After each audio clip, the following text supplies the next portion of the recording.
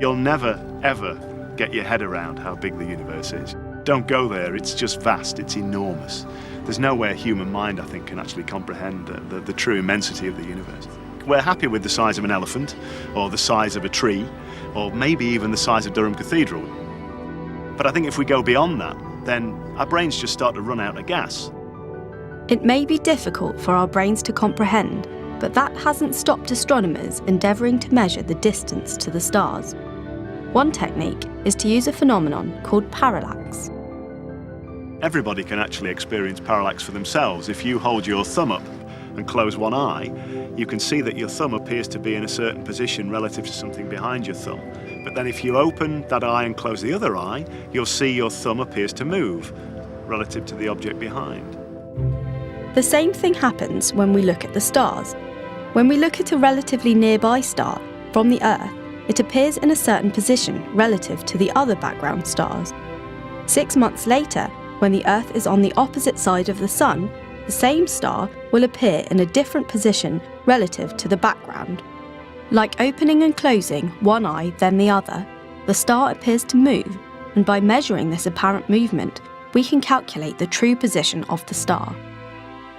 An alternative method of measurement is to use certain stars in the sky known as standard candles. We know exactly how brightly they shine. If we can therefore measure how bright they appear to us on Earth, we can calculate how far away they are. The dimmer they appear, the further they are from the Earth. So the nearest star to the Sun is Proxima Centauri, and that, it turns out, is 40 trillion kilometres away. That's 40 million kilometres away from the Earth. Such numbers start to become incomprehensible, and that's why astronomers have adopted an alternative unit of measurement for such vast distances, the light year. A light year is the distance that light will travel in 1 year. If you imagine light moving around the Earth in 1 second, so in that time, light would travel around the Earth over 7 times. So that's fast. The speed of light is 300,000 kilometres a second. So 1 light year is about 9 million kilometres. The speed of light also leads to a curious consequence when we stare at the stars. So the light from the Sun takes 8 minutes to get to the Earth. That essentially means we're looking into the past. We're looking back at the Sun as it was 8 minutes ago. So if the Sun was to disappear right now, we wouldn't know for 8 minutes. So a telescope, if you like, is a time machine. We're looking back in time, and the further the object is away from us, the further back in time we're seeing it. Our Sun, like nearly all the stars we can see with the naked eye, sits inside the galaxy we call the Milky Way. But our galaxy is not alone in the universe. Not everything you can see in the night sky is actually in our galaxy. It turns out that some of those faint dots are in fact other galaxies. The furthest object you can see actually with the unaided eye is another galaxy called Andromeda. The light from that galaxy has taken something like 2.25 million years to get to the Earth. So if you imagine if we reverse the scenario and you're looking at the Earth from Andromeda with a very powerful telescope, you'd see no signs of cities, no civilization, no Great Wall of China. You might be lucky enough to see 1 or 2 sort of early humans hunting around on the African plains for their dinner, maybe. Astronomers have always wanted to see further, using bigger and better telescopes to try and find out just how many other galaxies are out there. Until finally, we pointed the Hubble telescope at what at first appeared to be a very dark and ordinary patch of the night sky. If you imagine holding up your finger with a grain of sand on it and looking at the patch of sky that grain of sand blocks out, that's the field that the telescope zoomed in onto. And what the telescope saw was incredible.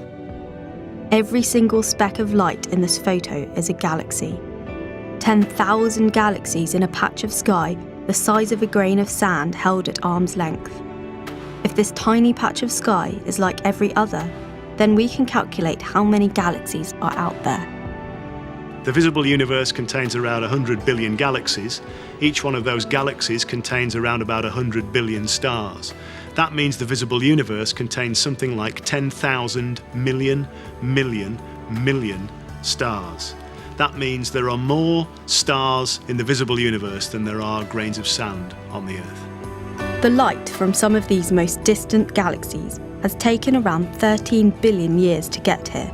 That's light travelling at 300,000 kilometres a second. The visible universe stretches around 13 billion light years from the Earth.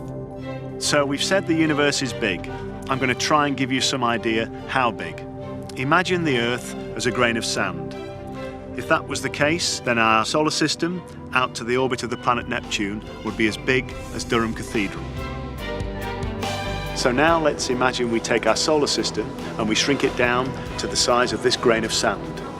Then our galaxy, the Milky Way, would be 1,000 times bigger than this cathedral.